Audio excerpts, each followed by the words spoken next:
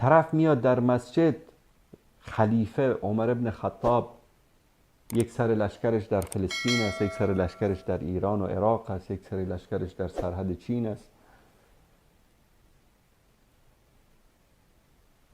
میگه که اسمعوا و اطیعوا، بشنوید و اطاعت بکنید. یکی بلند میشه لا نسمع ولا نطیع، نه میشنویم نه اطاعت میکنیم.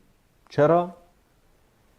میگه بابا جان پارچه آمده بود به شکل مساویانه بین همه تقسیم شد، تو ای عمر قدت از همه بلندتر است، برای منی که 2 متر پارچه برام رسیده مثلا و قدم از تو خیلی کوتاه‌تر است، نتونستم برای خودم یک لباس یک شلوار درست بکنم، تو چطور برای خودت لباس و شلوار درست کردی؟ حضرت عمر از منبر میاد پایین میگه راست میگه، بررسی کنید چرا.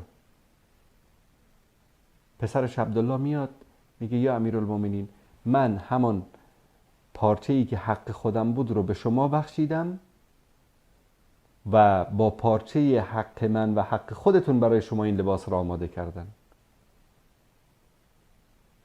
بعد از اون طرف میگه که خلاص امیرالمومنین، الان ما به حق رسیدیم. این جرأت بود، این انتقاد پذیری بود که در مدت بسیار کوتاه دنیا را فتح کردن.